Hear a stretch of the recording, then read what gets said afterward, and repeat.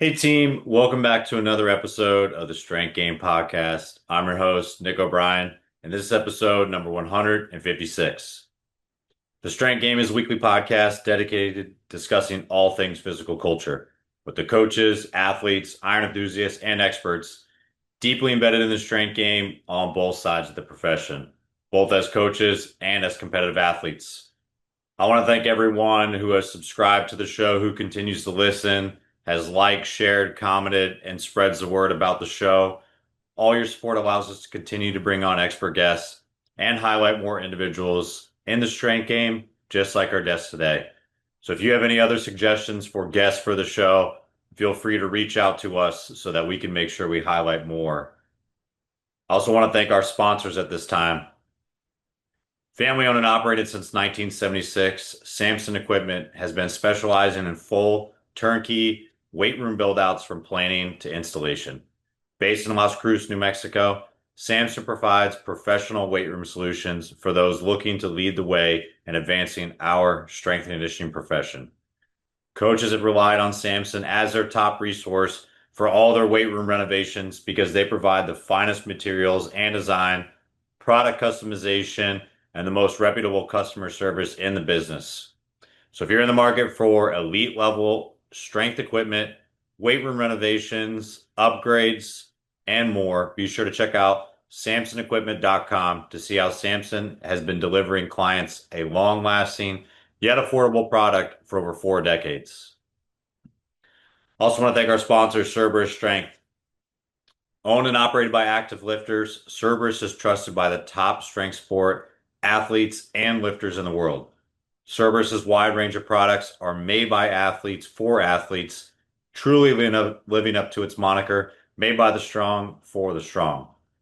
From training gear, supplements, sandbags, to lifting straps, knee sleeves, and much more, Cerberus Strength provides the highest quality strength products on the market, designed and manufactured to help you defeat, destroy, and devour your competition. So if you're in the market for the highest quality strength and conditioning gear and strongman equipment, be sure to use promo code strength_game at checkout to receive 10% off your next order at cerberusstrength.com. Also want to thank our sponsor, Sport Kilt. Founded in 1995, Sport Kilt is the very first company to begin making casual kilts in the USA. Taking the traditional kilt concept, they crafted a casual kilt using modern materials that is perfect for Highland athletes and casual kilt aficionados alike. Sport Kilt offers an option for people looking for a tartan plaid kilt that is less expensive, comfortable, lighter, and durable, yet machine washable. So whether it's competing in the Highland Games, connecting with your heritage at a family gathering or wedding, or just casually spending some time around the house or wanting to stand out in the crowd, sport kilts are made for everyone and for every occasion. Make the ultimate Celtic statement by checking out the full selection of kilts and stylish kilt accessories at sportkilt.com, and be sure to use promo code TSG to save at checkout. And in this week's episode, I am joined by Mike Sullivan.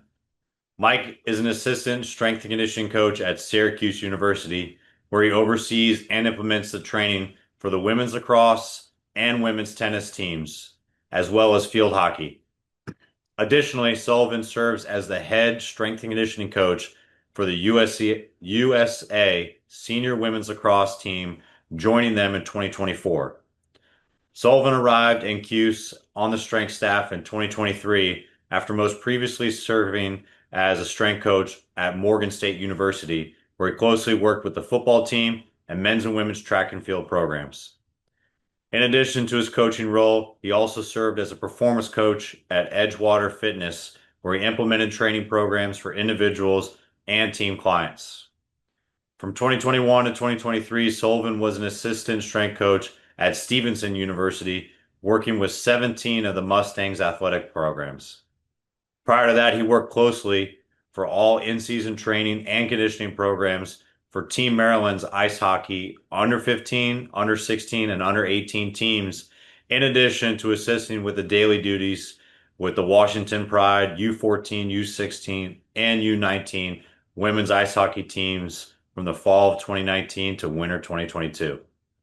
While working towards his 4 college degrees, Sullivan held various positions at the University of Maryland and Salisbury University, where he served as a volunteer intern, graduate assistant, and collegiate intern.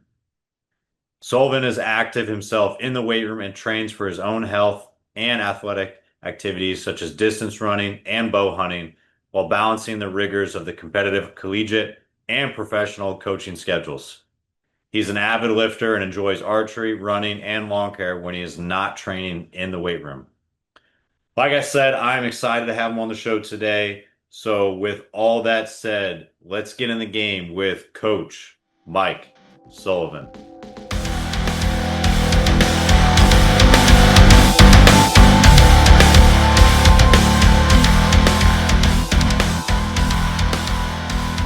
What's going on, everybody? Today, I'm excited. We're joined by Coach Mike Sullivan up at Syracuse University, among many hats over there as well. What's going on today, man?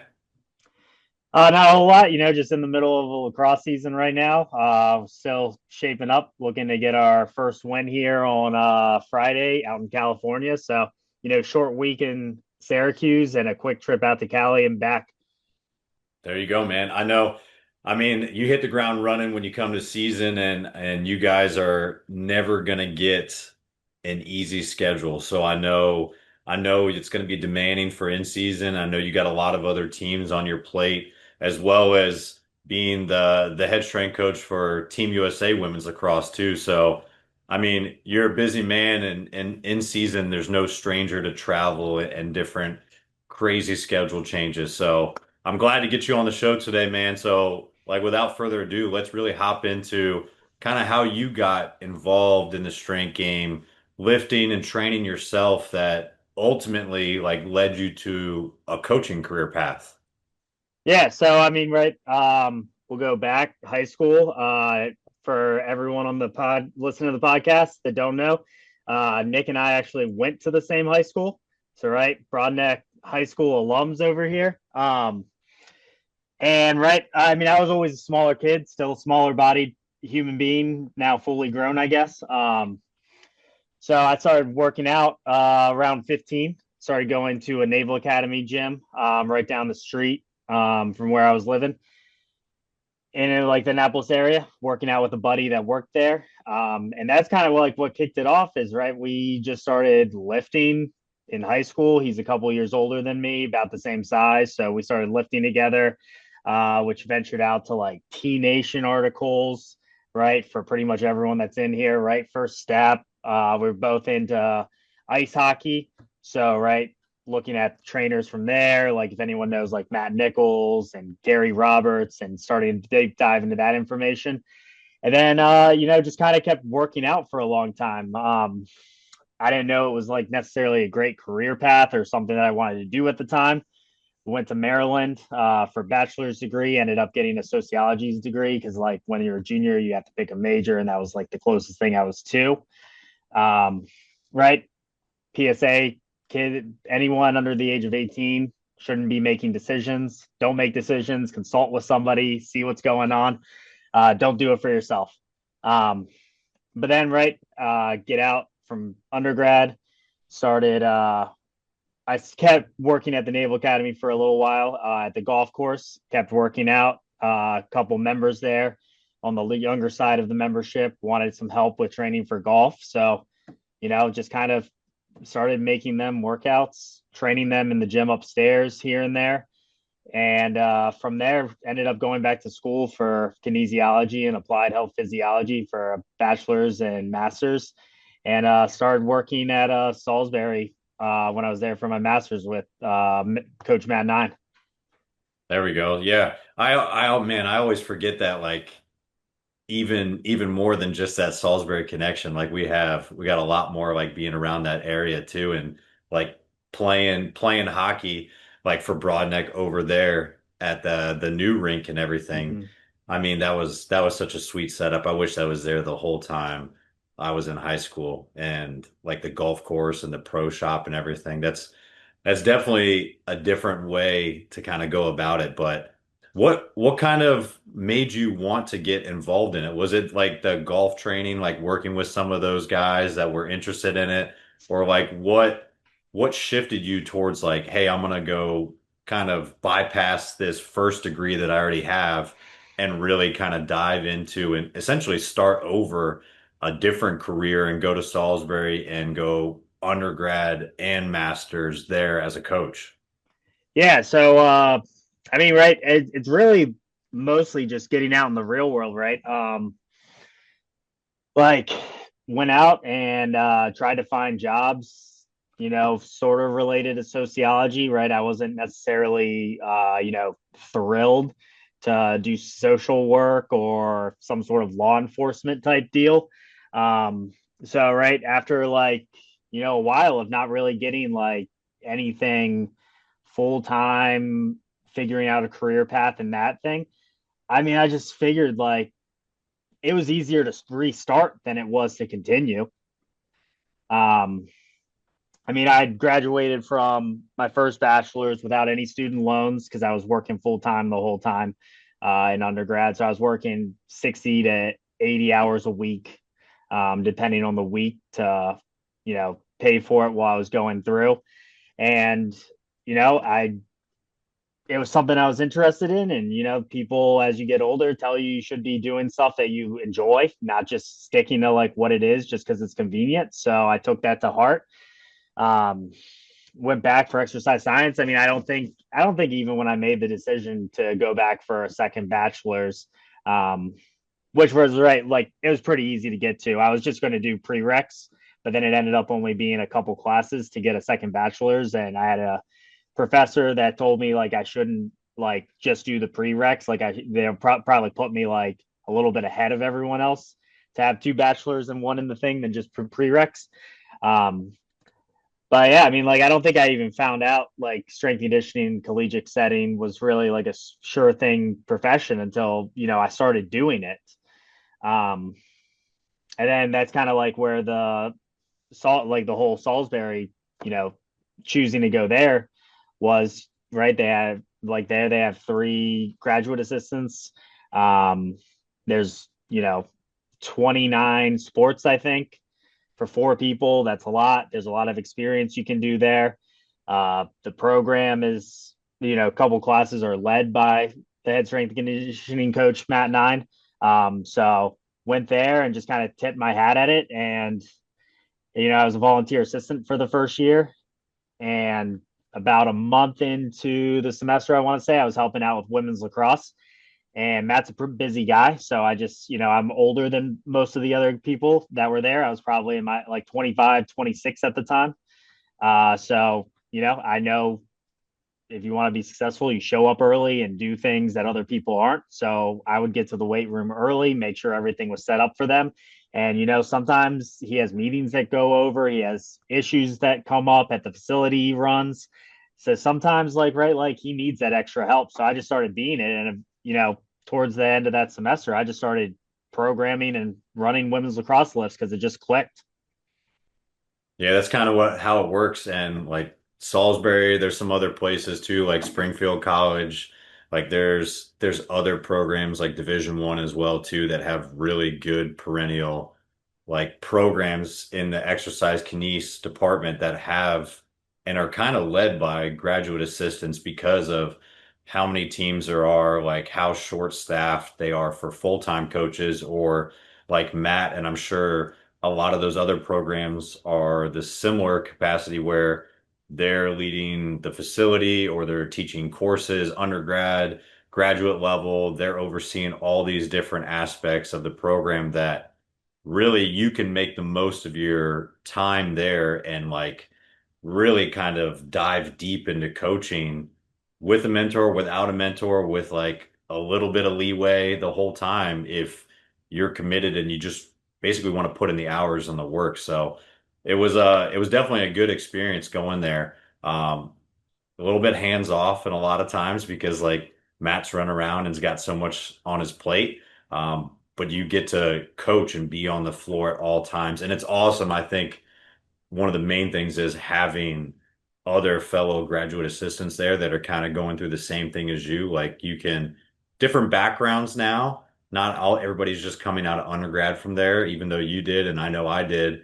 And some of the guys I was with were similar, but there's an outreach of people that want to come in and be GAs there that it's easy to bounce ideas off of individuals.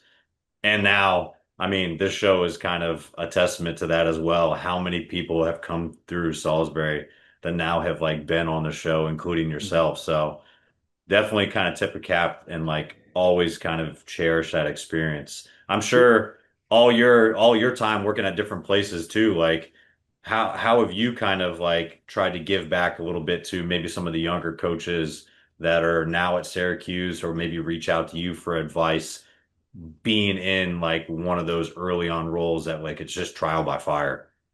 Yeah, I mean, like, right to start off, I always, when we have, volunteer interns or, collegiate interns that are trying to finish like, their bachelor's or whatever, I always tell them to not sleep on like GA's positions at D3, right?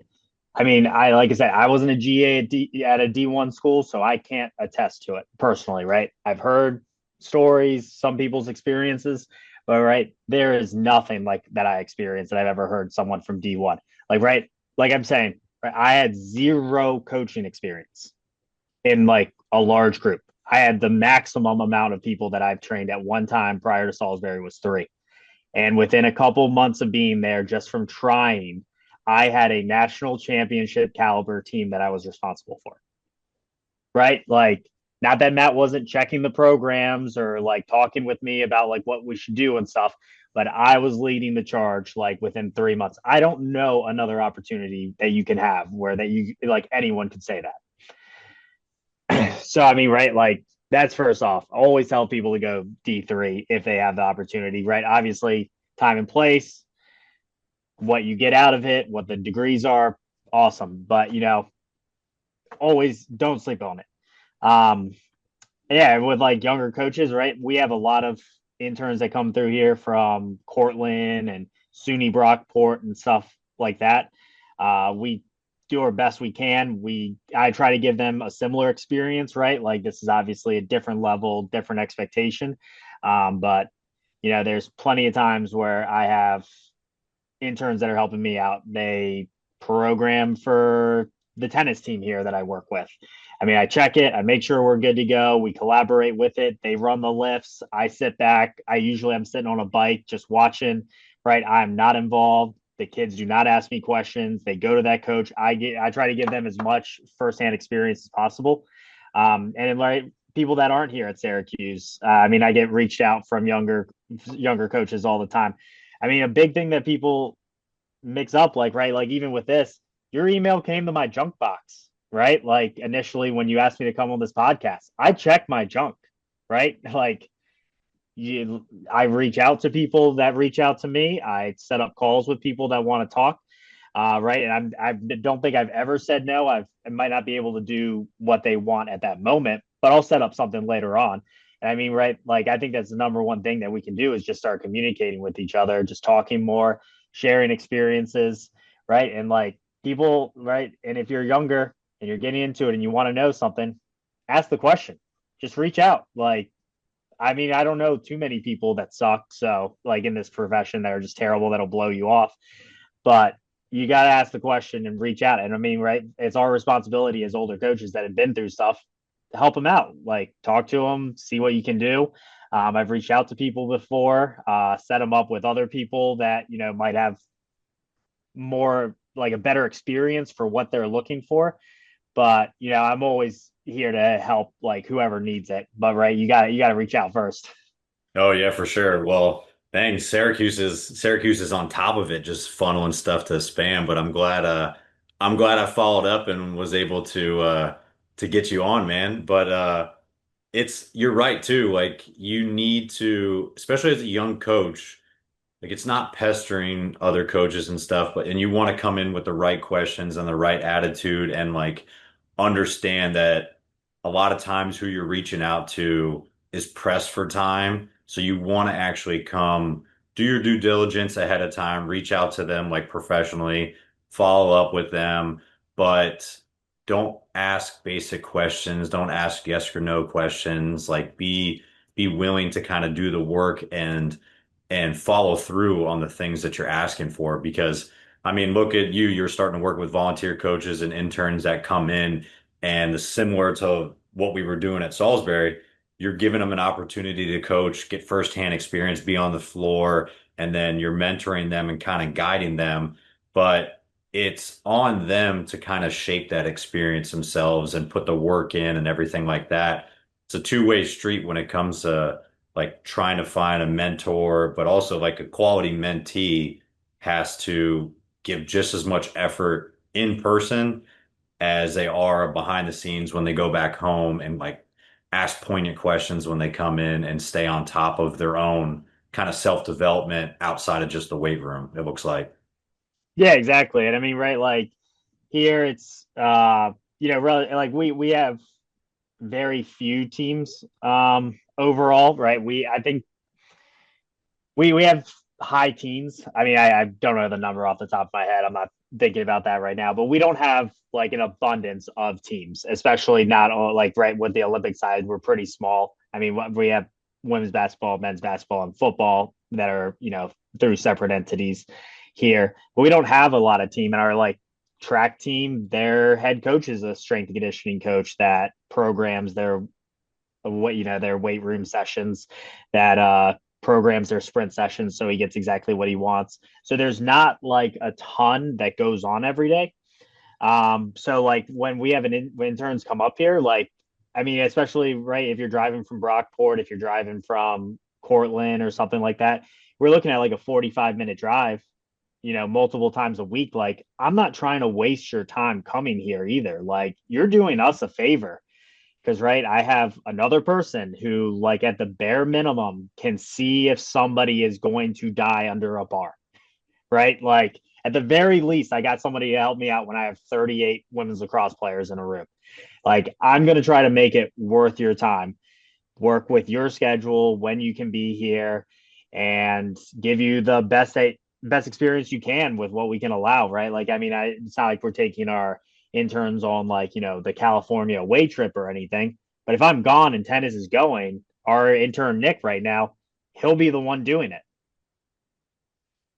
Yeah, I mean, that's a great opportunity. And like you said, like capitalizing on that, especially if you've got fewer teams or it's a commute or a lot of those coaches like coming from that experience yourself, like doing different internships, the GA and like being in school or having like conflicting things within your schedule. Like you have to really want to be a coach and you really want to be in the profession and like if you're in collegiate athletics too, like hopefully within the first couple months, semester, a year, you understand like, hey, I want to be in college athletics specifically, or maybe you bow out and pick something that's better suited for you, whether it be the private sector, professional, high school setting, tactical setting. Like there's all these different avenues you could spew off from when it comes to just like coaching athletics or that type of population. But yeah, I think the people that have been through those like internship experience, had great mentors or had a really great experience are the best suited for trying to give back and actually seek out qualified people that are just as motivated and like you almost feel indebted to kind of give back to the next group coming through because of everything that you were offered and afforded the opportunity when you first started. Does that kind of fall in line with how you kind of approach working with those individuals or even how you vet them and allow them to kind of work with teams with responsibilities? Yeah, exactly. So I mean, like as far as it's gone so far, I like right myself and my coworker Tony Pedrati, we kind of do all the internship stuff, but we've so far, right, he's been here for 4 years. This is my third year. We've never turned away an intern as somebody that wants to come and work and learn. We've never turned anyone away. Now, has everyone been great? No, but that's just what you're going to get. But the thing is, like, right, like between like us and, like a lot of football internships or, other schools where like you're showing up and you're kind of in the background and the athletes know who you are and you're there, but they don't really know. But then they still go to the main strength coach for help. And then most of your day is like organizing and cleaning. Like, that's not going to get us good interns for the rest of our lives here. Like, right. And especially in the new era of college athletics with NIL, revenue share, right? Every school that wants to be relevant in a sport in Division 1 has to be putting up that 20.5 or like whatever it is, the 20.5 million for the revenue share. Well, that money's got to come from somewhere. So we're not expanding our department if we're not expanding sports. So, right, the 4 strength coaches that we have right now for Olympic sports is what foreseeably we have in the future. And that's it. We're not getting extra help paid wise. But if we keep, providing a service to interns from Cortland that go back and they're like, guys, like this isn't like that, internship at X place that I did over the summer where, there wasn't anyone there. We didn't really coach. We cleaned, we like put equipment together and stuff like, right. The better experience we're giving people, the better our internship program is going to be, getting better people here that want to do it even more, like, so, right. I only see it being a positive from like trying to provide the best experience for people.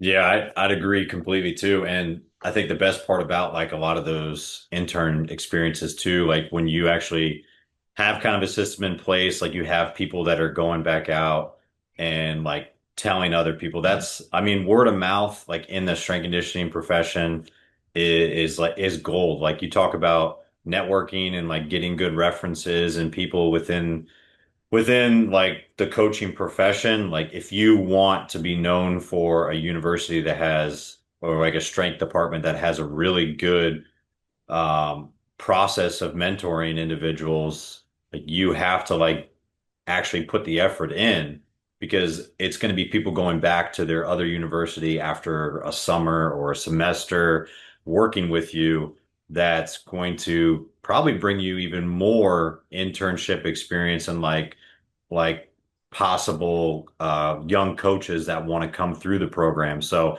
it can be a really good marketing tool for not only the school, but like the department in general for bringing more coaches in. And I mean, just kind of going down the laundry list of like how we've been connected over the course of coaching and before coaching as well. Like you never know when someone else is going to come back around and like be on the hiring board or be someone that you're looking to hire. And then it's a little bit more familiarity. And I think with the profession, like you said, not getting a lot more, especially Olympic coaching seats available. But there's all these coaches that are coming up, and it just inevitably funnels down the middle. Like it's a very saturated organization if you want to be Division 1 or a specific sport. So it's not the only thing you could do is just grind away to like be your best. You have to network, you have to do the right thing, you have to work on continuing education. There's all these different things that need to kind of go into it if you're looking for a specific job in a specific area. Um, it's becoming difficult and it's becoming super interesting in this new NIL world. So hats off to you for sticking in it. Yeah, I mean, right now, I mean, I got a great setup here. I mean, I have nothing to complain about the work that I'm doing, um, what's going on here. I mean, right, like prior to coming here, right, just to do some more background, right, graduated Salisbury, and then it ended up being COVID a few months later. So, right, there's huge hiring freezes at a lot of places if people weren't let go. So I was working at a private gym and then ended up the my coworker I mentioned earlier, Anthony Pedrati, he was at Stevenson University right outside Baltimore. Ended up hiring me for a position there for an assistantship. But I mean, like when I was there, I mean, I was still living, I was in my late 20s, living in Annapolis, still with my parents because right now, like I'm not one of these people that I was like, I'm gonna move to freaking Iowa for 14 grand and dorm room housing. Like it just wasn't me. Like, right, I wasn't going to do something that didn't make sense. But I mean, I was a 9 month employee still working at this private gym doing personal training and getting paid 30K a year at Stevenson. So I mean, like, right, did that for 2 years. This position came up once, and after Tony moved up here to Syracuse, he's from here, so he wanted to come back closer to home. And I mean, like, this is the first place like I've lived where I, make a decent living. The housing market isn't crazy here comparatively to like places I've been before. Like, I own a home. Like, it's not bad at all, right? I do all the work that I'm supposed to do and more. And, when the day's over and I don't have anything left to complete, right? If that's at 2 o'clock, like, I can go home. Like, right? I'm going to hit the hours we're supposed to in a week, regardless, right? With practices on Saturday, Sundays, away trips, games, whatever it is, I'll still be, well over 40 hours a week. But nobody's trying to like waste my time here like they have at other places where, you're just sitting around for no reason. Like, That's huge. I mean, I think coaches a lot of times, like young ones coming up, don't realize that there's a time early in your career where you're gonna like kind of just redline it and you're gonna be working multiple jobs and there's gonna be some jobs that like are just stinkers that we see pop up on some of these job markets that are lower paying and like maybe it's all the school can afford or maybe they just have a really terrible department and they just try to lowball everybody like it's neither here nor there but there's always going to be someone that takes one of those jobs and mhm, like having a good mentor also I think is helpful because you kind of give the realism behind coaching and it's a little bit of tough love like hey man it might be a rough go for the first couple of years you might still have to live with your family you might have to stay in an area you might have to turn down jobs even though like the teams or the logo or something looks like good career progression, but like it's so low paying that you're going to go in debt. Like there's all these different factors that go into it. But I think one that a lot of young coaches like miss out on or don't realize until maybe a couple years later on in their career that's more important than like pay, sport, or school is just that work-life balance and understanding like, hey, I want to work for someone that allows me to do my best work, gives me the freedom to actually excel, but also doesn't make me guard a desk. Like I can make decent wages, like I can afford a house. All these things, like I think early on in your career, you're grinding away that if at some point in your career, it's all dependent on each person. If something's not changing so that you're getting closer to that, you got to either reevaluate where you're at, your situation, or I mean, honestly, some people, the profession in general, because it's it's difficult, I think, in some jobs to keep just moving laterally or getting fired or just hopping to the next best thing. And you're always chasing something that's never going to happen. But unfortunately, too, a lot of people that are in those great positions like you're not going to leave unless something even mhm. better comes along. So your job is one of one in a lot of cases. So you got to find a way to do something outside of maybe just your normal day to day. Yeah, exactly. And right, like, it's something I'll add on that is like, and I mean, it to an extent, right? Like, it kind of, when I say this, is going to make me kind of sound, kind of douchey, if you will. But like, I started this thing when I was like older, right? Like, I wasn't a volunteer intern at 20, like, whatever. Like, I was already working. I know what it's like to work 80 hours a week. I, had full time jobs and stuff. I was in my late 20s. Like, by that point, like, yeah, I mean, like, if I did an internship, right, I've only done a couple, per se, but like, I'll do the work and everything. But like, if I'm at this internship and you're just like kind of treating me like trash, like, I'm just not into it, like, it just leaves a bad taste in your mouth. And like, it's like, right, I might have been able to, progress my career potentially faster, I guess, if I like sucked up to people that are like that, just want you around to do, the work that they don't want to do. And, all this like, busy work and stuff like that. And then like really, like are up on their high horses because they have a different certification or, different education level, or they've coached at this place or whatever. And like, yeah, like if I sucked up to them, maybe I could be better or, use them on a resume or something. But like the only I just use people I like for this stuff. Like I'm in contact with like, still some of the guys that I've GA'd with at Salisbury.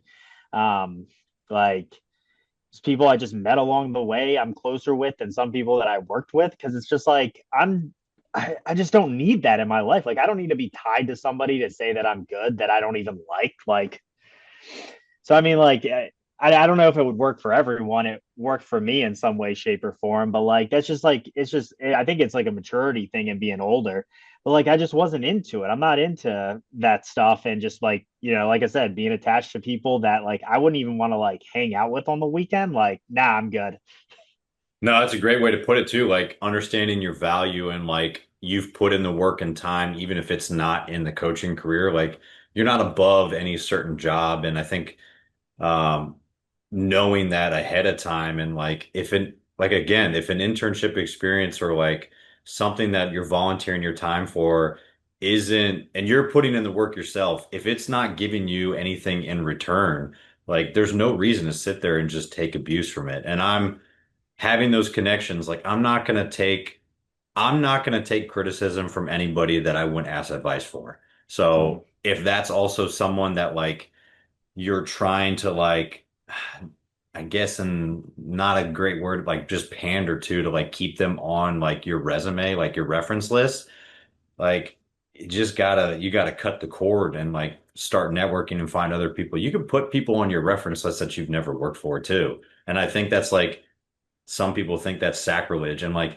I also don't have to put a reference on there for a job that I don't want that person's name associated with me. Like, I got tied to it because I worked there, but they're not a good indicator of my capability because they're a terrible person to work for.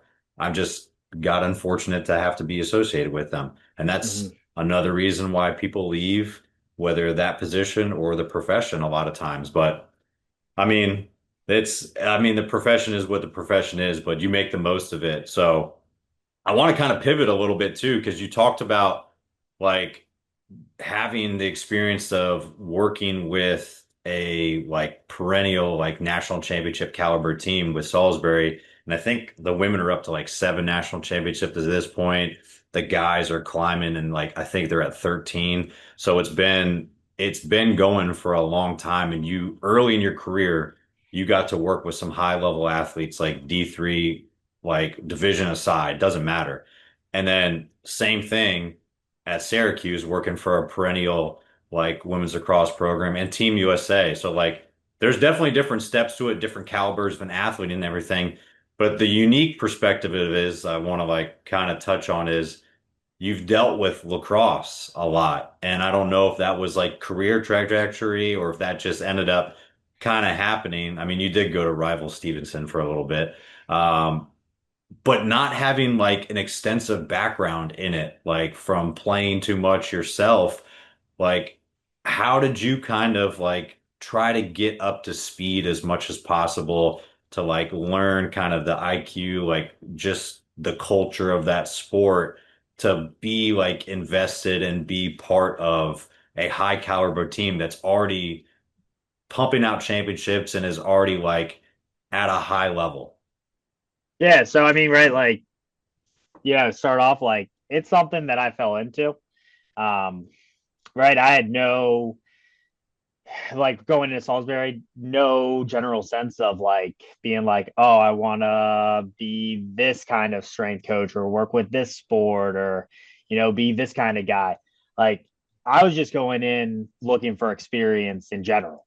Um, and right, obviously, right, going over, Nick giving me that great background shout out right there. Like it just ended up being what I do.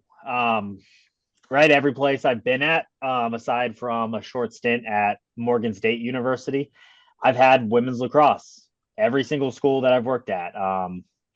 And like you said, I'm now with the U.S. national women's field team, who's going to be competing for a world championship in Tokyo this summer.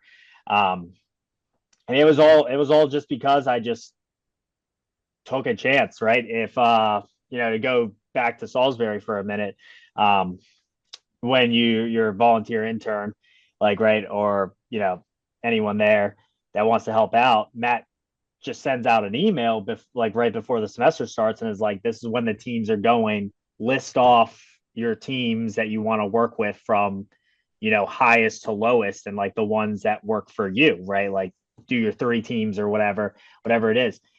I mean, I only put women's lacrosse there because Matt was doing them at that time. And like I just wanted to like hang out with Matt, right? Like I'm there to learn and get experience. So why wouldn't I sign up for the teams that Matt's doing? Um, but yeah, I mean, like what you were saying with getting caught up with what it was like initially, kind of like how it started was that I was just kind of training them, like, training them energy system and like, right, lower body the same way that I would um, a soccer team, right? We're working in collaboration with Tommy Labriola, who was at Salisbury at the same time with me. He had women's soccer, so worked in tandem a lot with him and what he was doing. And then I trained their upper bodies like that. They were essentially baseball pitchers, which Tommy also had. So right, I bear like right, even though I'm from Annapolis, a pretty big hotbed for lacrosse, I didn't know too much about it even coming out of high school, like through my first round of college, like, like I know it, but like not intricately. So that's kind of how I started off. And then, just you keep doing it, you keep doing it, you keep learning, you keep asking questions, you talk to different people, right? I had internships at Maryland to finish out my degree at Salisbury. So it's like, right, working there, talking to the, strength coaches there that do men and women, always having Matt in my back pocket, right? You just kind of figure it out, right? Like they just end up being like, right, like women's lacrosse, like the type of girls that I've had on my teams, like they're just kind of like my people, and right, we get each other. So it makes it pretty easy overall for training it, coaching it. Right, I don't like to be married to one idea too much. Like, right, I kind of have a framework of like what I'm getting at every year, but right, I'm always willing to throw something else in there, alter the exercise choices for the group that I'm dealing with and what we have available equipment wise. Um, Try out, right, like maybe like miniature phases with different training philosophies and anything, right? Like I was willing to like alter it for like just to see how things worked. Right now, like, right, I'm kind of set a little bit more now that I'm 8-9 years into this, where I'm kind of running like a bastardized triphasic program because right, like I, I can't do that with 38 girls for 45 minutes 3 times a week, right? Like I just can't do like the envisionment of that program, but I can do something similar. And right when I got here, there was quite a bit of long-term injuries that were going on, right? Whether that be like overtraining, undertraining, the facilities that we have, like the choices that the players were making outside of training and stuff. Now recovering, like I don't know, I wasn't here, right? It could have been anything. But like since I've been here, right, of those like season-ending injuries, I've only had one. And like it's just I'm just trying to get them essentially at the end of the day as strong as they can be in the time that I have them. And like I'm dealing with like top level elite of elite athletes, in my opinion. Um, they're training. So like I'm helping them, I'm guiding them, but like they've already got what they're looking for, right? I'm just like fine tuning it at this point. Yeah. I mean, at that point too, like, yeah, you're like you said, you're just trying to guide them in the right direction and make those like small corrections when you can and optimize every ounce of time that you have with them, which we know is competing with all these different skills and different different things that are on their plate with recovery, nutrition, and then obviously like school and whatever else ends up having to come down the pipeline for especially college athletes. But it's cool to see like just your approach to that and just how you program for and like sat down to envision like what you want for your training and make all these different changes and amendments to like your program to make it fit the team and then learn the team and make all these corrections as you go along, even for a sport that like you're familiar with, but not as in depth as they are when it comes to the skill and their playing ability. So I mean, anybody that's coming into a new team or starting a new program or moving to a different university and they have a different sport on their plate, like this is a great approach for them to kind of take. And like you did, like basically you cut the players in half and they're like, oh, I know this sport, I know this one, I can equate it to soccer and I can weight this one a little bit to pitchers. And then I can start to formulate something that's been more structured and thought out or I'm more familiar with, and then come up with something that fits for them contextually. And I'm sure it was different too, like not only just experience level, like and then like growing in the profession and gaining more years under your belt as a coach, but moving on from Salisbury and then like talking with Maryland and then like going up like full time with Stevenson and then now Syracuse and working with Team USA's national team as well. Like, how have you kind of seen a little bit of the differences in those athletes, whether it be like obviously on the field, you can kind of tell, but maybe in the weight room and their background and their training history and their abilities. Like, have you noticed as you kind of climb the ladder with these programs, like there's a difference with the caliber athlete and does anything kind of change with your approach? Yeah, I mean, like, right. I mean, the caliber of athlete there's no question that there's definitely been differences throughout, moving tier to tier. Um, and I mean, like, I think for the most part, anybody would say the same thing about any sport, if they experience it at all different levels. Um, but like, really like the approach is still roughly the same, right? Like it's not going to be basic for somebody that's on Team USA that is in their mid 20s and they're doing it professionally. Like it's not going to be basic, but I mean at the end of the day, right, like the only thing that really matters is them playing, right? I can spend all day talking about strength numbers and force plate data and Nord boards and anything else that I, track or like want to show.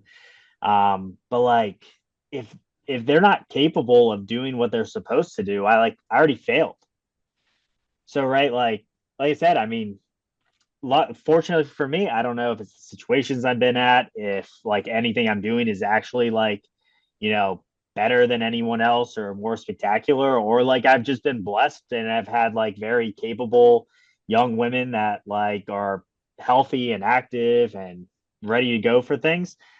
But like, I don't have to deal with like a mass amounts of like injuries and this stuff. So, right, like my thought since like day one is always like how do I maximize their ability to progress with strength, like at the end of the like and I'm talking about like just like normal basic strength, like 5x5, like progressively overloading 5 pounds week to week, like nothing crazy at all for the most part, and it's done phenomenal for me, like right, like I said, I mean I've tried like a lot of advanced techniques or like what people would consider advanced, um like 531 and APRE and stuff like that, and go on the list and list and list. And I mean like just that slow progression, right? I did tell you something that like really altered like how I program and whatever is like I kind of gave up on like panicking on doing an hour. Like I can remember like being at Salisbury and I'm like, I like, right, I'd have like 50 girls, right? Like, like you have in the fall 100, everyone can try out. Anyone that wants to try out can try out. And they come to the lifts until, it's the end of fall ball and they either make it or they don't. So, right, like I had 50 girls in a room with 7, 8 racks, whatever it was. And I'm like, golly, like, how do I keep them in here for an hour? I mean, we were doing 15, 16, 18 different exercises, multiple sets of each, whatever. And I was like so worried about maximizing that time. And now I'm so worried about maximizing the quality of the least amount that we need to do for us to continue to improve. Like it was a complete game changer for me when I would started making training sessions. And when the training session was over in 35 minutes, that's it, man. If I wanted something more, we needed something more, I would have added it. No, that's great. That's knowing when like basically the threshold is to like cut off and like maximizing getting the minimal effective dose. Like I know is a word that's like kind of getting thrown around a lot as a buzzword, but if you can actually do that and you know the qualities that need to be trained and you execute whatever you need to be in the shortest amount of time possible, that for the caliber of athlete you're working with and like the foundation that they already have, and you understanding the sport and you understanding the player and the expectation on the field and seeing practice and all these things, like you're giving just the right dosage, and that's perfect. And I tell athletes, I tell interns all the time, it's like it's easy to make a program, and like I could walk out of Powers and like point down the street and have someone come in, be like, "Hey, make a hard program." And you could word vomit 100 things on the board, or you could say, "Oh, we're gonna do 4 by 10," and then you can just put a zero and make it 4 by 100, and it'll suck. But is it actually optimal? Is it actually getting them ready for their sport? Are they going to be in the best position to be successful? Or did you just try to break them? Yeah. And And I mean, like with me, right? Like we're keeping it as, even in the off season, right? Like, yeah, I mean, like once in a while we'll be in there for 55 minutes of like the hour, right? Which I've been like pushing or like, bringing up that we should change from like having 3 hours to 4 45-minute sessions a week so that I have like, you know, we can get better quality in on more days of the week and we have more flexibility with like off days and stuff like that. Um, but like I don't have an issue with like most people don't have an issue like lifting for 35 minutes. Like all these girls, like they're fine. Like I don't have to push anyone that hard. I don't have to like drag people into the weight room to get them to do anything. Like even like, some of them that might not be into it as the rest of them. Like they're fine with what we're doing and they try. Like and sometimes that's like all you need, especially at this level where right we're going, they're doing 20 hours a week structured, and then you can find, you know, 30 of them every single day, like doing extra wall ball, shooting, extra, conditioning, depending on like how much they're playing or being used in practice. Like, right, like they're all willing to put in the work and do stuff, but like it's all about like not dragging them, like not making them, right? Like they're fine with it. Um, yeah, so I mean like I'm more of an issue of getting them to come quickly to the weight room after practice because they know that the lift won't take as long as like it is, just to get them there and get them like done sooner. Like I have more of a problem getting them to show up fast than getting them to lift. hey, it's I mean that's a good problem to have though. At least like they're committed to their development on the field, and it sounds like just the demeanor and professionalism and like discipline that they have for their craft and working outside of just the structured hours.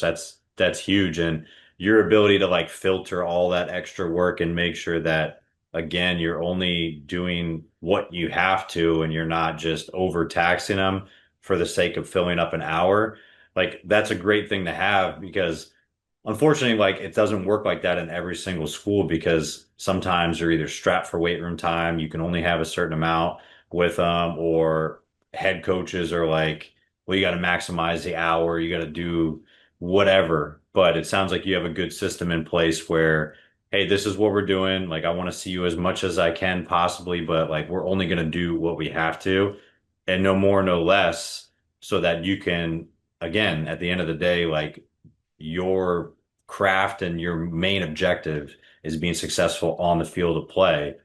And this is just assisting you and making sure that you're capable of doing that to the fullest.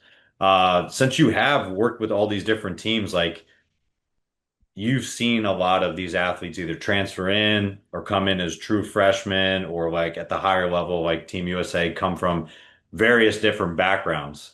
So foundationally, like they have to be like just exceptional athletes, like when it comes to lacrosse, but they might not also be great training age when it comes to the weight room and their ability in there.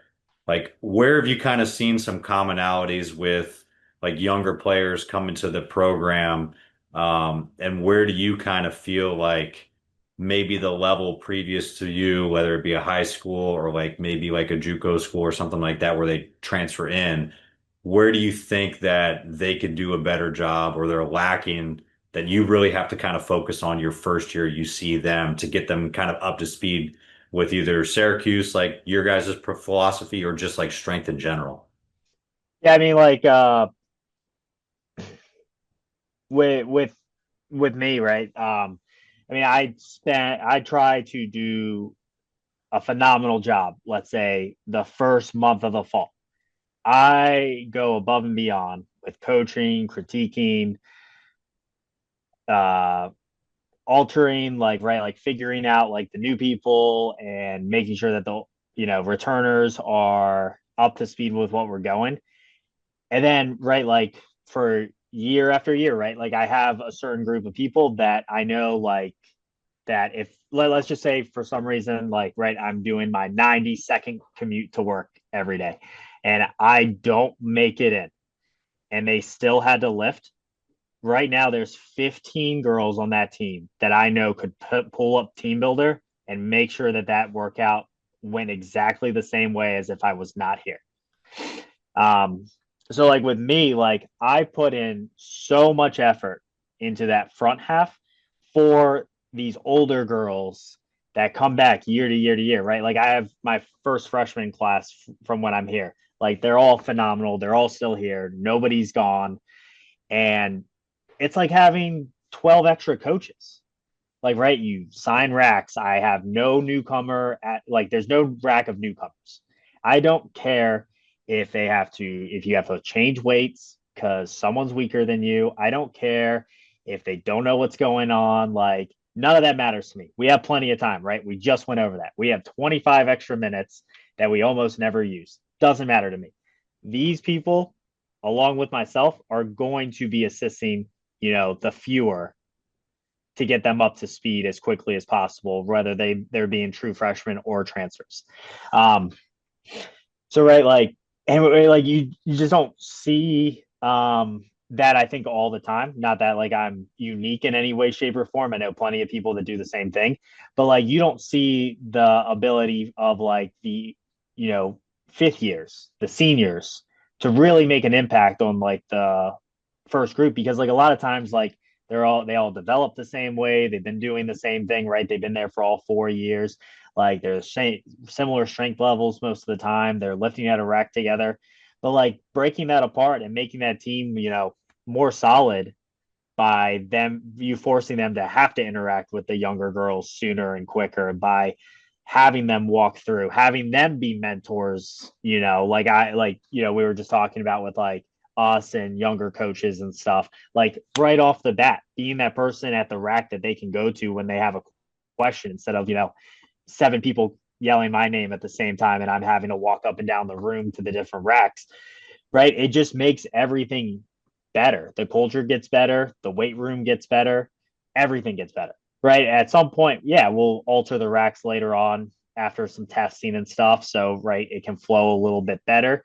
But like initially, like we're just gonna have to bite the bullet, do the little uncomfortable things, and it ends up working out way better later on because like the team takes an ownership and like right like something I should have mentioned earlier when you were asking about programming and stuff like even since Salisbury, right after my first year, I became a GA and I took over like volleyball.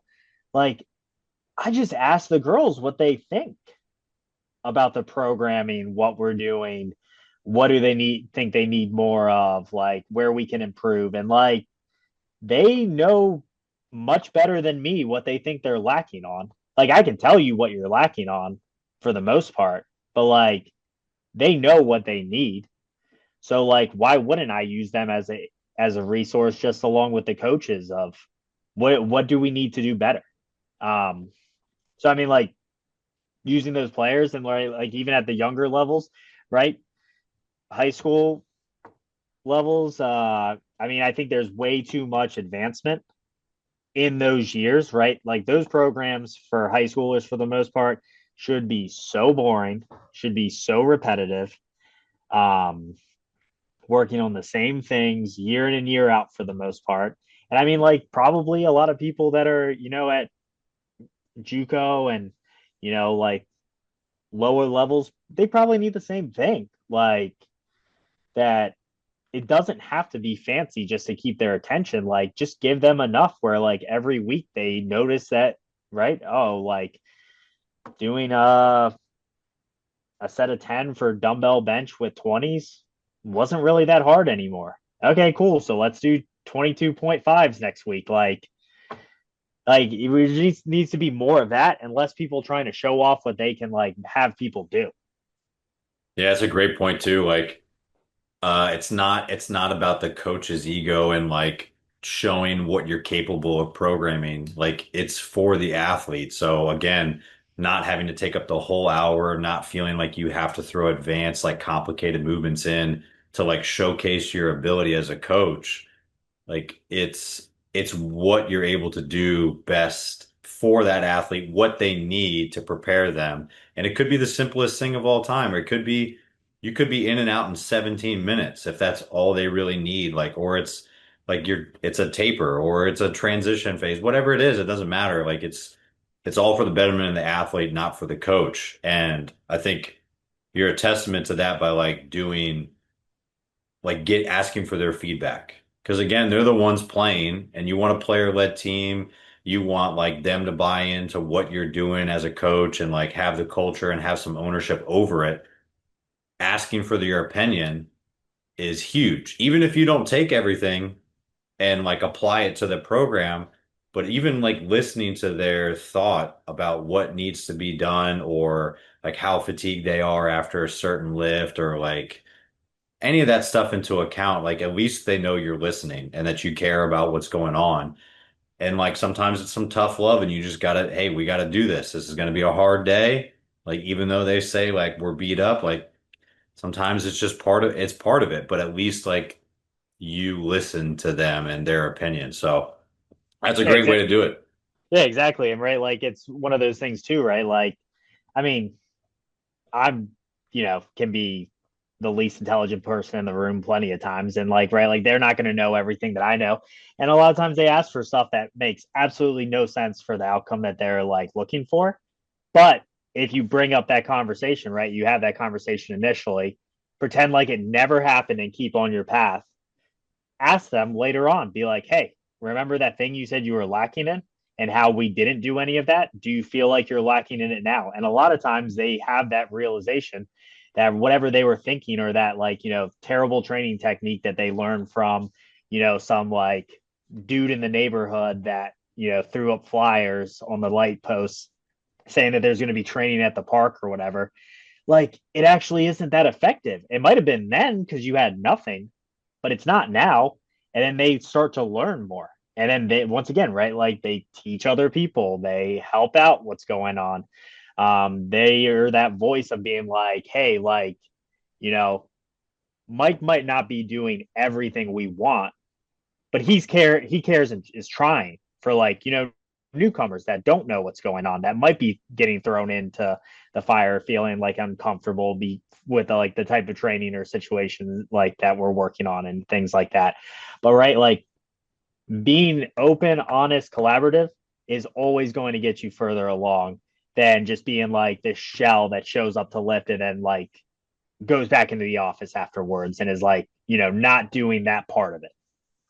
Yeah, that's a great point. Yeah, all those things, open, honest, collaborative, and gaining their experience and getting their opinion and getting their feedback is crucial to a coach if you want to continue to advance your program and make sure that it's the best thing suited for them and kind of insert yourself in what they're trying to build, even if it's still a player-led team, like your support staff for that, and you're trying to aid in their development so they can be as successful as possible when it comes to the field.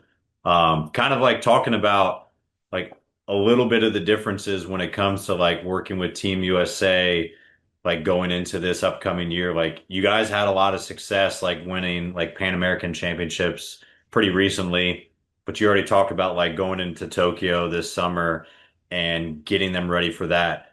Like it's a little bit different because it's on that like almost like a elongated cycle versus collegiate athletics sometimes, where even though you're looking at a 4 years, like it really is year to year because the team is so different. Like with Team USA, you've got women coming from every different like organization kind of coming together. So how do you kind of look at that maybe a little bit differently because there are probably a lot more individuals that might have been team captains at their university, might have been team captains somewhere else, like are older, have different, not set in their ways, but have different ideas about how the program should run or things that work for them. How do you try to get all these like professional players that have had a longer experience than your collegiate athletes? How do you get them bought into kind of your philosophy and what you're trying to do when they're coming from so many different experiences to try to like build a culture with that team? Yeah, I mean, I'll tell you right now, there's a lot of trust that's going on, right? With it, I mean, like you're saying, right? Like it's different than college, but at the same time, half of our team is made up of current college players, right? Like, and am I programming for, you know, the girls from Northwestern or the girls from UNC or like I'm programming currently, right? Like 100% for one player because she's on the Syracuse team, right? Like of the group of like college age students. Um, like the rest of it, it's like it's me being once again open, collaborative, communicative with their strength coach, right? Like, I mean, it's very tough, right? Like, I'm not going to send a program to UNC and say, hey, your three girls that are on this team are doing this program for you, USA. Like, it's that thing where it's like, right, like I have to, you know, reach out to the strength coach, talk to him, be like, hey, like totally get it. I'm in the same situation. We're all fighting for national championships in that scenario. But like, let's meet back up. Like, check in through the season. How are things going? What's the strength levels like? Let's talk about post season training. Like, how can we facilitate that together for that? Like that we're coming up to the Tokyo games starting in June. Like, what's June and July look like for you, and what do I need out of them? And it's like kind of the same thing with like a lot of the pro girls too. Like they have trainers. They're competing in the WLL championship series. They're going to be in WLL games. Like half of them are coaches for the NCAA.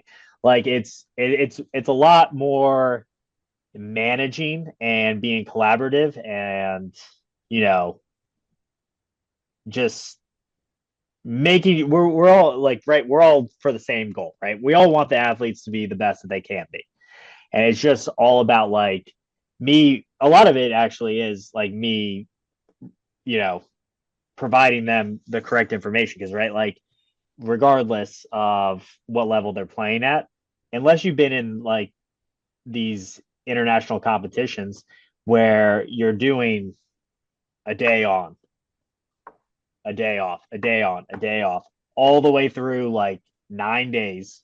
You might have a 2 day break depending on like how far you get, here and there. But right, we're looking at six, five, six, 7 games in a 10 day, 11 day period to get to like a gold medal game sometimes. Like, right, you mentioned like the Paula games, right? We go down there and we're there for six days. We play, or like we were down there for, yeah, it might have been like 7 days, and we played 4 games. Right, like and it's like stuff that right you're not like worried about as a collegiate coach because NCAA rules, regulations, schedules, classes, like that's not a factor, right? The closest you have is the conference championships, which is it depends on how big the conference is, but like the ACC championship is still only 3 games in a 6 day period, so like that's the most you see.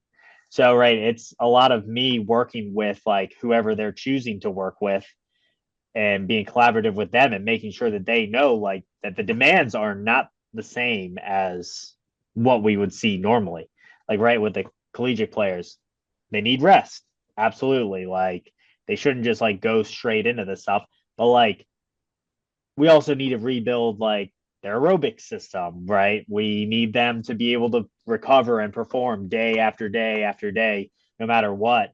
So right, and this is something that I'm figuring out too, right? I'm leaning on, once again, Coach Matt Nine. He's with another USA team, Nicole Shattuck down at Duke, and Jay Dyer up in Penn State, along with the USA lacrosse staff, like the ones that have been there or like are working with multiple teams, right? Like it's new for me too. This is my first cycle with them. So, right, I'm in communication with a lot of them very frequently to like figure out, right, what have you done? What works? What doesn't work? Like, how are you handling like their trainers at home? What do we do? What's like, how do we create the best outcome for the best product? Because, right, like I'm not in it to go to Tokyo for, leave here for 19 days to not come back with a gold medal.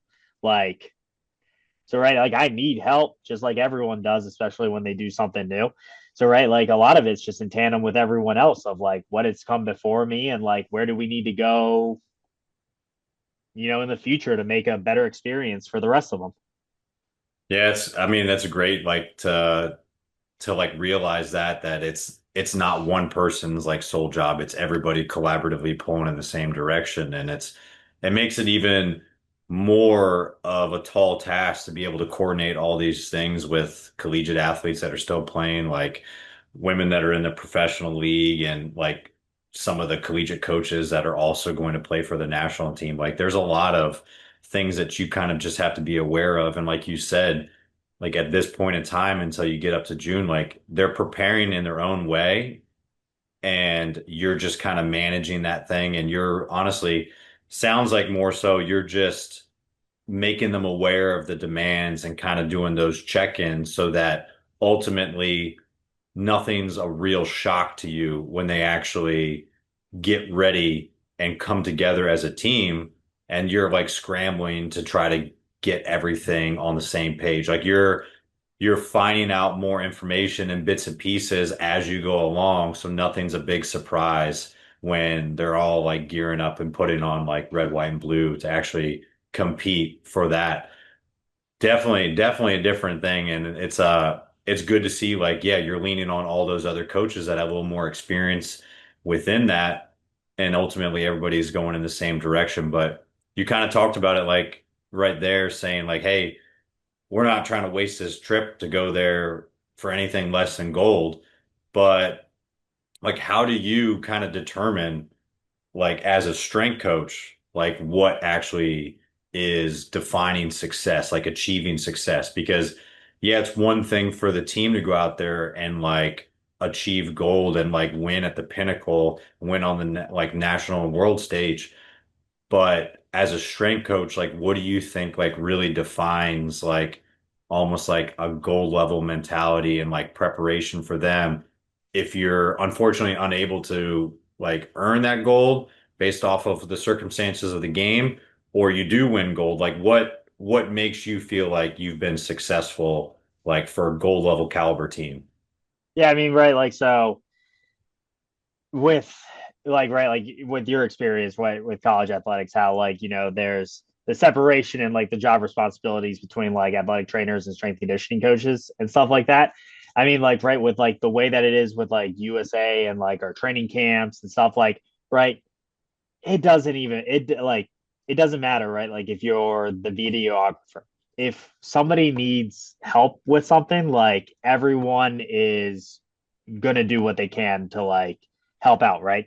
So like in the scenario of us being successful, like, if things don't work out, in that manner, like, right, like I count success as all of us, you know, doing our best efforts to make sure that every single one of these girls returns home and can just get right back into their regular lives, whatever they need to do.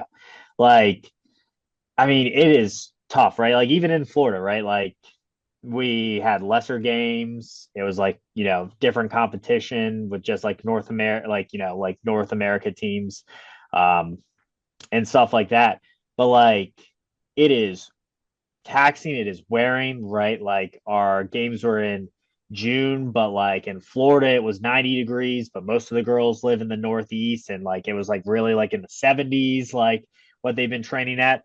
So like, right, like us being success is like not like right outside of like actually winning, is right, like the group as a whole making sure that everyone's giving up like what they think their role is to make sure that these women like get every single ounce of like what we need during that period of time so that they can be as successful as they can be there, but also be completely successful afterwards at whatever they're coming back to, whether that be college, the next pro season, they can jump right back into recruiting, right? Like we need them to go back out, be faces of USA lacrosse, like go talk about their experience and do interviews and tell the younger generations, like same thing, right? Like same thing as us with like strength coaches. Be like the person to go out and talk about like how amazing it is, like get more people to want to do, teams for USA lacrosse, work even harder, get to higher levels, come be a recruit at Syracuse so that the team was always at the top of the rung. Like, let's go, right? Like, that's going to be like what success is, us getting out of there unscathed. Everyone's perfect, and we just come back and go back to our regular lives, like until the next cycle. It's definitely an interesting concept too when it comes to like national level training too, because they're not together the entire season. Like they're all culminating and like doing their own preparation separately, and then they come together for a very short period of time to ultimately like try to compete at the highest level. And you're right, like they got to go, they separate, they come together, they separate again, and they're the best ambassadors for the sport and like the future of it as well. So you want them to have a really great experience, and ultimately you want to be successful in the field, but it's another kind of lull and period of time before they end up competing again together. So doing the most you can in the least amount of time. I mean, that's kind of a theme for our whole conversation today. But hey, so one of the last things I wanted to kind of touch on too, like obviously we talked about all the things that are kind of on your plate, like whether it be mentoring like some of these younger coaches, working with various athletes, even outside of lacrosse, like Team USA and all these other sort of things. Like, where do you kind of find time for yourself, like for your own training? And what does that kind of like look like for you to stay active and like do a little bit of that practice what you preach and get some skin in the game so that like you're a good ambassador for a coach because you're still involved in your own type of training? Yeah, so I mean, right, still right. I've only been up here for this is my third year, so I'm still getting the feel of like what it is to have like a treacherous winter. Um, I think right now, since the first snow of the season in November, I think we've gotten about 130 something inches. Um, most of which is like there's a lot still on the ground. It's 40 today, thankfully, so at least some of it's melting. But right, like for me, like a lot of times I'm up at 5. I go out and I run almost every morning. Especially like in the non-winter months, like December, January, February, all get a little sketchy. I don't want to like slip on ice or, have some sort of catastrophe out there. So I usually stick to the treadmill for the most part. But I'll wake up at like 5, go out, run miles. I average like somewhere between 125 and 175 a month, like during warmer weather. Um, Come in, go back, get breakfast, come into work. There's always lulls during the day. Like I said, we don't have a crazy amount of teams. Like, right, we're not like Harvard where we're dealing with like 46, varsity sports. We have 12. So like, right, we have time in the weight room and we all have, 2 or 3 teams each. Um, and right, there's only so much work you can do through the day if you're going to be here for, 9 hours at a time. So, right, I'll lift 5 days a week. Really, I kind of changed recently from like lifting. I was really doing like maintenance stuff for like a while. Um, and then like, focusing on running, getting my miles up, my aerobic conditioning up and stuff. But I'm really focusing on like putting muscle back on and building strength. So like, that's what I'm into right now, right? Like a lot of it has to do with I just got into like bow hunting. Um, so really trying to like up my poundage and precision with my bow. There's nothing that makes you feel weaker than going to the archery shop the first time trying to pull back, 65, 75, like 70-pound bow, fatiguing after one. And then, like the one here, it's like family run. So, like, the mom is like ripping it back, showing me what to do. And I'm like, really got to work on that. So, that's what a lot of my stuff is focusing on right now is just really like the running, the health of it, maintaining, getting stronger, and focusing on pulling that bow back harder. There we go. I mean, it's bold strategy to make those many miles in the month and then to do it in the north up in Syracuse. Like that's you gotta sometimes adapt and sometimes like you gotta kind of fall victim to Mother Nature and concede and go inside. But it's awesome, cool to see like some of the other ventures you've taken on and like trying something new as well. Like that's the same thing when it comes to coaching and working with a different sport, just kind of learning and ever advancing like yourself, but staying active and being involved. Like it definitely pays dividends when it comes to working with your athletes and them understanding that like you got a busy schedule, you got a lot of stuff on your plate, but you're finding the time because it's important, it's a priority. So that's awesome. Well, hey, like any good training session, we got to end the show with a finisher. So I got 4 quarters, 4 questions for you, and hopefully you guys come out on top. But of every overtime you're in, if you have the ability to be in them this year, so we'll throw an overtime in the end. But go rapid fire if you want, or expand on any if you feel like you need some more detail. But you ready? All right, let's go. All right, first one I got for you. Biggest influence to you in the strength conditioning profession. Matt 9. Like, gave me my first chance. Um, Gave me all the opportunities in the world because of him. That's where I got the first job up in Stevenson. Um, and then I mean, like, right, like second tier would be Anthony Pedrati, my coworker now. He's the one that hired me at Stevenson. I mean, right, like it's all about people taking chances on you, and I can't thank those two enough for, getting me to where I am at today. Awesome. Well, hey, when you're not coaching, like you're not training, you're outside the weight room walls. Like, what are some of, I know you mentioned one of them. What are some of your other, like, maybe go-to hobbies or ways for you to kind of like recharge a bit? Yeah, I mean, like obviously, right, we just talked about archery. Pretty big right now into it. Love movies, right? We watch an hour of a movie every night with the kids. So we just finished the Dark Knight trilogy. We watched the Batman. We're going through the Zack Snyder verse for DC right now. All stuff that they've never seen. They thought up until 2 weeks ago that Marvel was the only kind of comic and superhero stuff, but I'm changing that real quick. So Do movies. We did. Me and the girlfriend. We just finished. We're not finished yet, but we're going through all of Yellowstone and the subsequent sequels and prequels for that. So right, like I mean, I don't have a lot of time between work and the youth sports and everything else that's got going on, but like relaxing, reading, watching stuff, just taking it easy. So I'm a big stay where you're at on the couch kind of guy. So, any chance I got to do that, I'll feel pretty good afterwards. That's some good downtime right there. But hey, so I know before you got involved in coaching, like there was some sort of potential path and you switched gears to go into coaching, but if coaching wasn't on the table and you had to go do something different, what do you think you might be doing in like an alternate universe? Yeah, I mean alternate universe. I mean, honestly, right? Like where we go back to like the Naval Academy Sports Complex I worked in. I mean, like being at tail end of high school and early college.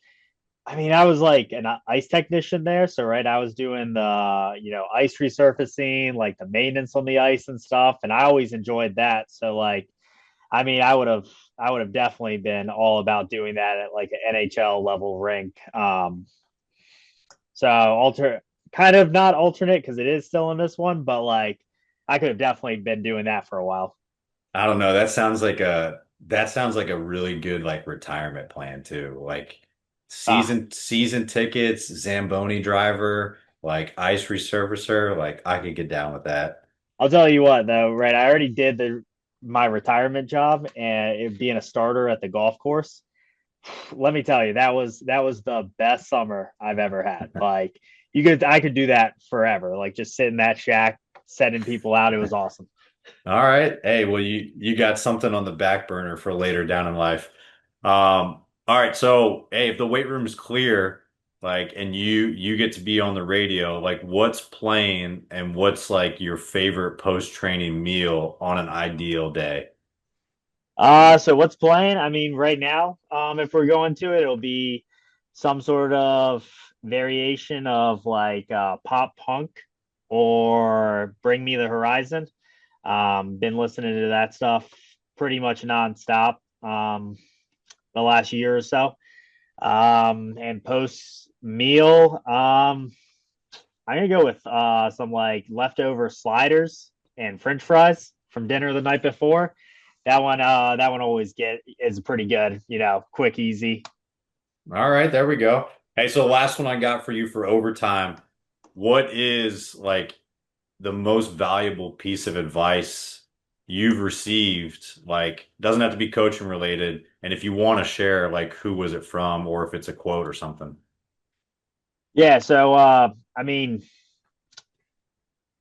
this would be like from a golf pro that was at the Naval Academy when I was working at the golf shop. And I mean, I tell people this all the time because they get wrapped up in so much like anxiety and stress from what other people are doing and everything else. And they told me it honestly could have been the first day on the job that people are going to make their problems your problems and you absolutely can't let them. Right? I tell people that to this day, 15 years later, like, and it has served me so well, right? Like, if you're like, right, obviously that was in reference to like more customer service base and everything like that. But there are so many people, right, that are just like looking to get out of whatever issues that they're in by putting it in on your plate. And you're going to be so much better off and so much better life if you just don't let them and you just worry about yourself. It was a phenomenal piece of information. I think it was from my coworker back then, Mike Burke. But man, I still tell kids that all the time. I mean, hey, that's great advice. Like customer service aside, like whatever profession, if you're especially if you're in a service profession, coaching, like that's huge because you can't take on the world's problems. You can't let other people's problems like dictate your emotion and how you feel. Like you kind of same as like preparation for like training and stuff. Like or coaching and self-development, you have to be a little bit selfish in yourself because you can't give back to others if you're in a bad spot or if you're worried about what they're doing. Like you're only one person. So that's great advice, man. Well, hey, like I appreciate your time today, man. It's been great to catch up. For anybody that's got follow-on questions for you, just kind of talking about like your career path, like Team USA professional level, like obviously like Syracuse lacrosse and anything like that. Where can they get a hold of you? Where can they kind of follow along if there's anything else that they want to reach out about? Yeah, so I mean, right, great option is my Syracuse email. It's on the website on the staff directory if you want to check it out, but it's msulli55 at syr.edu. And right, like I'm not huge on social media by any stretch. Like, right, like I have timers for all of them. I don't look at them, super frequently, but like, right, I'm probably on Instagram the most. So if you want to reach out, my handle, I got my phone pulled up right here. It's Mike Sullivan SC. So, right, just shoot me a message, a follow, like whatever you want to do. And I mean, like I said, right, I wouldn't be on this podcast right now if I didn't check junk. So I'm looking out. So if anyone needs anything, let me know. Yeah, make it worth his while though too. Like it's if it's going to the junk folder, like follow up and actually have something worthwhile to say. But hey, Mike, I know you got a lot on your plate, so I appreciate the time today. Good luck with the rest of the season up there at Cuse, and then as well as Team USA going into the summer. I know a lot of people are going to be watching and cheering you guys on. So thanks again for joining us today, man, and great catching up. Yep. Thank you, Nick. Thank you for everyone listening. Right. It's been a pleasure. Appreciate it. That's it for this episode of The Strength Game. Thank you again to this week's guest and to our sponsors. Be sure to connect and keep up with our guests at the links in the description below. Remember to subscribe to us on Apple and Google Podcasts, Spotify, or your favorite podcast provider to stay up to date on all future episodes. Also, check us out on YouTube and CoachO'Brien.com, where you can find all the video versions of these episodes, as well as show notes, episode schedule, and much more. Comments, ratings, and reviews are always welcome and appreciated. Thanks again for tuning in, and be sure to join us next week for another great episode of The Strength Game.